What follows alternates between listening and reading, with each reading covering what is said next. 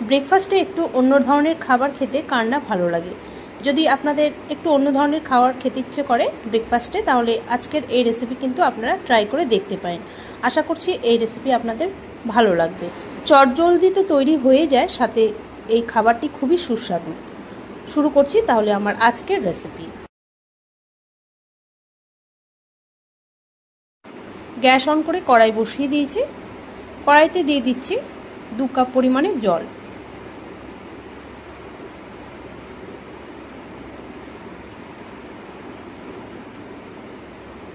এবার এর মধ্যে দিয়ে দিচ্ছি ছোট 1 চামচ লবণ, দিয়ে দিচ্ছি ছোট 1 চামচ সাদা তেল, আর দিয়ে দিচ্ছি ছোট 1 চামচ গ্রেট করে নেওয়া আদা। জলটা এখন ভালো করে ফুটতে দেব। জল যখন খুব ভালো মতো ফুটে যাবে তখন 1 কাপ এর মধ্যে সুজি দিয়ে দেব। আমি যেই কাপ দিয়ে জল মেপে নিয়েছিলাম সেই কাপেরই 1 কাপ সুজি নিয়েছি এখানে।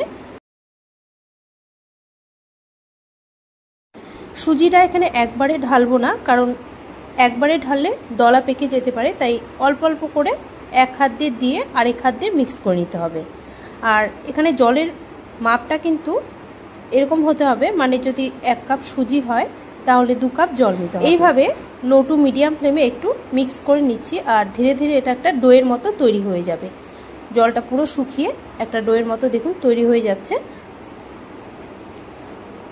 তো এরকম যখন একটা ডোয়ের মতো তৈরি হয়ে যাবে তখন গ্যাস অফ করে এটা অন্য একটা পাত্রে ঢেলে নেব। একটু ঠান্ডা করে নিতে হবে ঢেলে, পুরো কিন্তু ঠান্ডা করব না, একটু গরম অবস্থায় মেখে নিতে হবে, যতটা হাতে সহ্য হয় গরম। ডোটা একটা পাত্রে ঢেলে এবার একটু ঠান্ডা করে নেব, খুব বেশি ঠান্ডা করব না। 5 মিনিট একটু রেখে দিয়েছিলাম। এবার এর মধ্যে ছোট 1 চামচ সাদা তেল দিয়ে ভালো করে হাত দিয়ে এটা মেখে নেব। একটু গরম থাকতে থাকতে মেখে নিলে কিন্তু ভালো হবে। দেখুন আমি মেখে এটাকে স্মুথ করে নিলাম। এবার এর থেকে ছোট ছোট বলস তৈরি করে নেব। সামান্য হাতে একটু তেল মাখিয়ে নিলাম যাতে আটকে না ধরে হাতে। তো আপনারা যে কোনো সাইজের বানাতে পারেন, আমি এই সাইজেরই বানাচ্ছি, আপনারা এর থেকে একটু ছোট করেও বানাতে পারেন। আর এটা যখন একটু স্টিম করব তখন কিন্তু একটু ফুলে যাবে, তাই আপনারা চাইলে এর থেকে একটু ছোট করেও বানিয়ে নিতে পারেন। তো সবগুলো বলস আমি বানিয়ে আপনাদের পরে দেখাচ্ছি। তো দেখুন সবগুলো বলস তৈরি করে নিলাম। এখন এগুলোকে স্টিম করে নেব।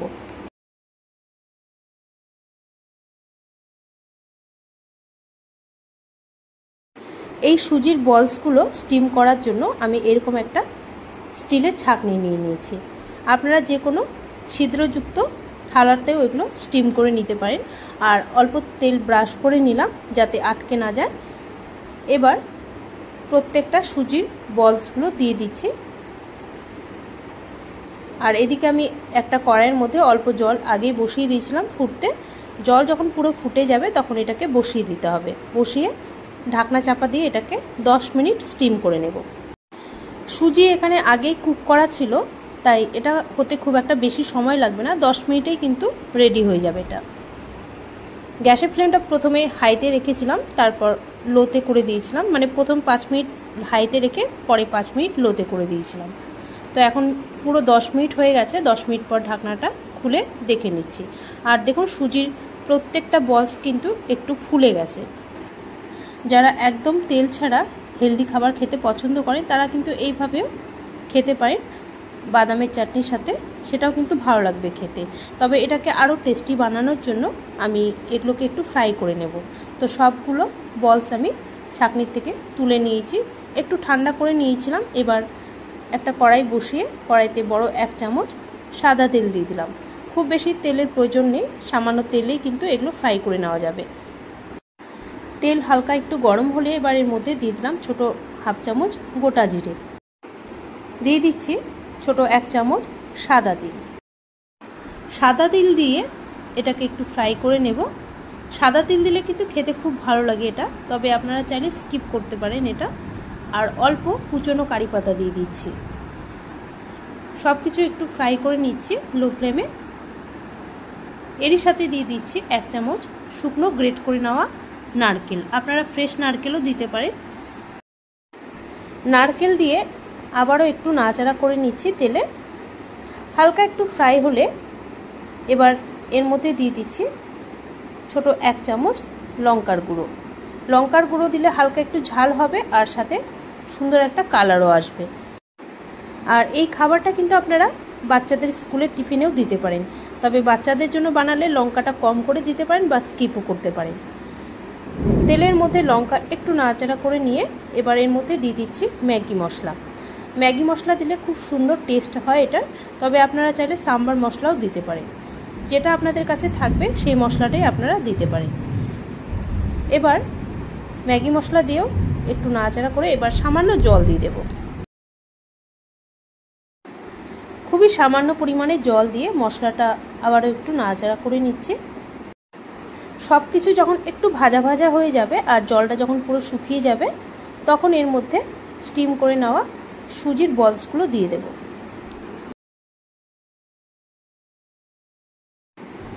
সুজির বলসগুলো দিয়ে 2 থেকে 3 মিনিট একটু এগুলো ফ্রাই করে নেব, যাতে সমস্ত মশলাগুলো সুজির বলসগুলোর মধ্যে ভালো মতো মিশে যায়। সুজিটা যখন ডোয়ের মতো তৈরি করেছিলাম তখন কিন্তু একটু লবণ দিয়েছিলাম, তো আরও একটু স্বাদ মতো লবণ দিয়ে দিচ্ছি। খুবই সামান্য পরিমাণে লবণ দিয়ে আবারও ভালো করে একটু নাড়াচাড়া করে নিচ্ছি। তবে এখানে লবণটা আপনারা আপনাদের স্বাদ মতো দেবেন বা বুঝে দেবেন লবণটা। যদি আপনাদের মনে হয় যে লবণ লাগবে না তাহলে আর দিতে হবে না। আমার কাছে মনে হচ্ছে একটু লবণ লাগবে, তাই সামান্যই লবণ অ্যাড করলাম। এইভাবে 2-3 মিনিট একটু নাড়াচাড়া করে নিয়ে গ্যাস অফ করে দিচ্ছি। খুব কম সময়ের মধ্যে এটা তৈরি হয়ে যায় আর খেতেও কিন্তু খুবই সুস্বাদু হয়। এইভাবে এটা খেতে ভালো লাগে। তবে আপনারা চাইলে এটা টমেটো কেচাপ বা আপনারা বাদাম বা নারকেলের চাটনির সাথেও সার্ভ করতে পারেন। আমার কাছে এটা চাটনি ছাড়াই ভালো লাগে খেতে, তাই চাটনি ছাড়াই আজকে সার্ভ করছি।